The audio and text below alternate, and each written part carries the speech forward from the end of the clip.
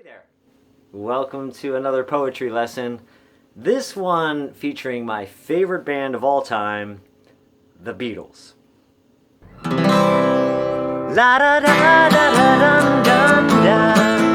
La da da da da dum dum da. Okay, the song we're going to take a look at today is While My Guitar Gently Weeps. It's by George Harrison. And step one is to make sure you have all the lyrics. So, in this lesson, there's a sheet for you to download and print out. It's got most of the lyrics, but there's some gaps. And your job for the first part is to listen to the song and fill in the missing lyrics. Okay, here is the song While My Guitar Gently Weeps, written by George Harrison of the Beatles.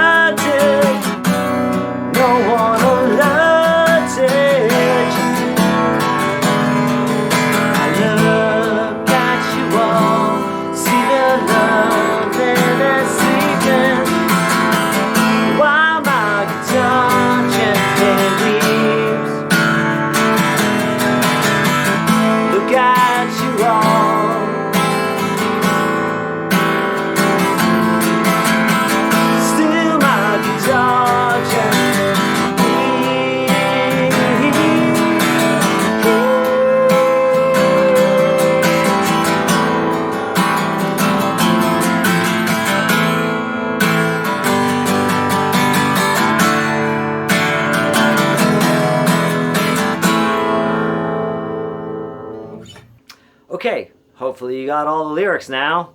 Now, if you were paying close attention to those lyrics, you would have heard, look at you all, see the love there that's sleeping. I look at the world and I notice it's turning. And then at the end, there's this really interesting part where George Harrison wrote the lyrics, and the lyrics just go, look at you all, and then there's a gap, there's silence. One of the things that George Harrison is doing, he's setting up theme and variation in this song. It's a very common technique for artists throughout literature. They set up a theme that repeats. Look at you all, look at the world, look at you all. And then George Harrison does something interesting when he gets to the end. He repeats the theme with a slight variation. Instead of, I look at you all and see the love there that's sleeping, it's just look at you all. And there's silence. And instead of getting an observation by George Harrison, the songwriter, it's actually phrased as an imperative, as a command. Look at you all, look at yourselves. And then there's silence.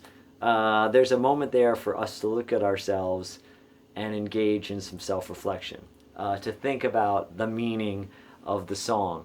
And it's an interesting moment set up by the theme and then the variation, setting up this theme, this pattern of repetition, and then breaking the pattern, or at least altering it slightly in a very noticeable and memorable way. But what I really want to talk about today is figurative language. This song employs a lot of figurative language as well as a lot of literal language. What's the difference? Okay, figurative language is language that isn't actually literally the truth, but it's symbolic of the truth.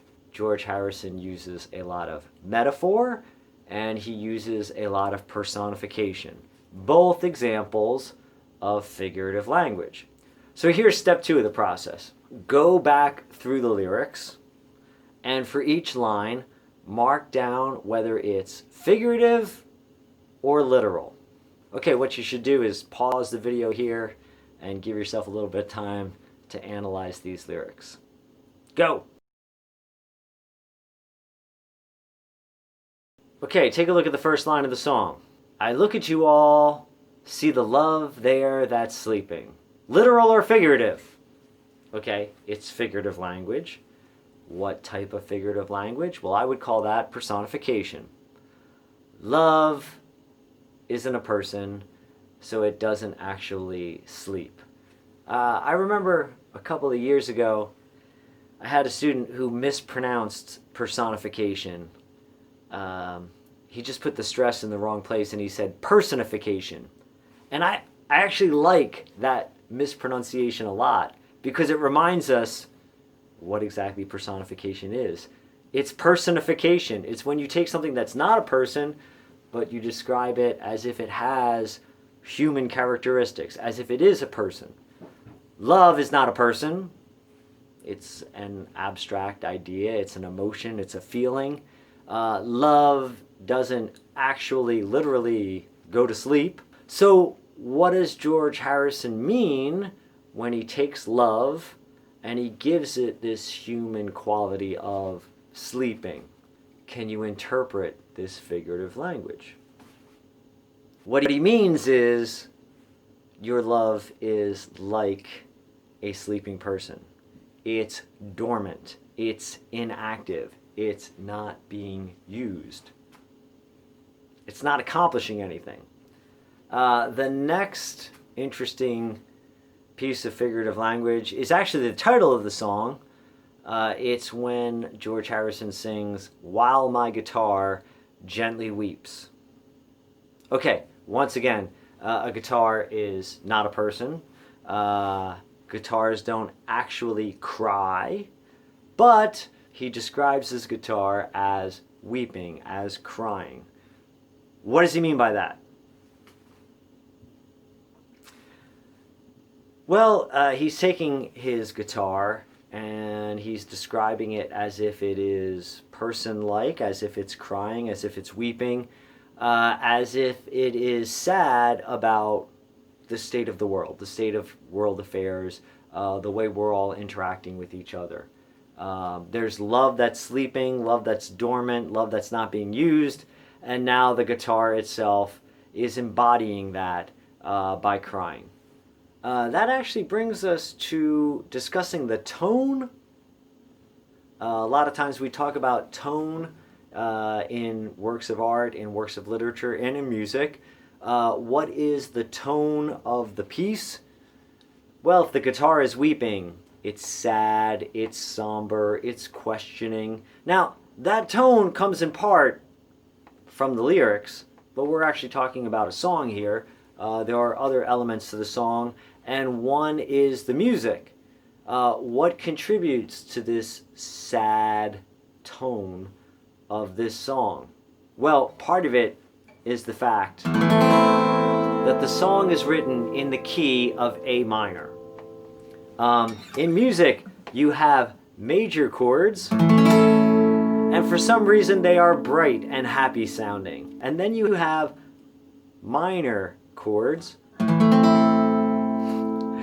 for some reason they always sound sad, plaintive. Not only is the song in A minor, but it actually has a descending pattern in the bass. It goes from A minor to a G in the bass, to an F sharp in the bass, down to an F. So the bass line descends.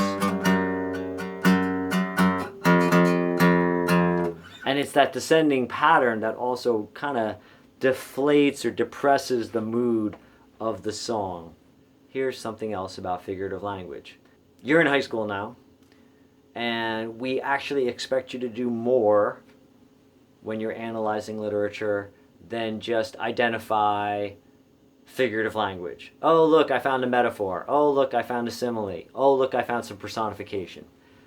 Your job is to now analyze those elements and explain what the author is trying to accomplish by using those elements. When you encounter figurative language, you have to then go further and explain the metaphor, explain the personification. When you're explaining metaphors and similes, even personification, what I want you to do is I want you to follow a two-step process. Metaphors and similes are comparisons. And I guess personification, you can think of that as a type of metaphor, right? Something is being compared to a human being. So here's what you need to do when you encounter metaphors and similes. Step 1, identify the two things that are being compared. This is not always as obvious as it seems. Sometimes the comparison is not stated directly. Sometimes the comparison is implied. I'll give you a good example of a metaphor using an implied comparison from this song. It's the line, "I don't know why nobody told you how to unfold your love." How to unfold your love? Okay, right. That's not literally true. That's not actually true. Love is an emotion. It's a feeling. It's an abstract concept. It doesn't get folded up. What George Harrison, our songwriter, is doing is he's making an implied comparison. So what are the two things that are being compared here? Love is being compared to what? Okay, so step 1 is to identify the two things that are being compared. Love is being compared to what? Oh, look, I've got a piece of paper here, and it's got some writing on it. But you know what? I can't read it because it's folded. In order to use the information that's on this piece of paper, I have to unfold it. Oh, look. Now I can read the list that's on this piece of paper. I had to unfold it in order for it to be of any use to me. I don't know why nobody told you how to unfold your love. Okay, love is being compared to what? Okay, that's step 1. Once you've explained the two things that are being compared, then you have to explain step 2. What's the point of this metaphor? How are these two things similar? How is your love like a folded up piece of paper? Because it's folded up, it's in a form that nobody else can appreciate. Go find some figurative language in a poem or a song. Something that's not actually true, it's not literally happening, but it's symbolic of the truth. Find a metaphor or some personification or a simile, and then here's your assignment. Identify the two things that are being compared, and then explain the comparison. Why is this songwriter, this lyricist, this author, this poet making this comparison between the two items? All right, good luck, have fun.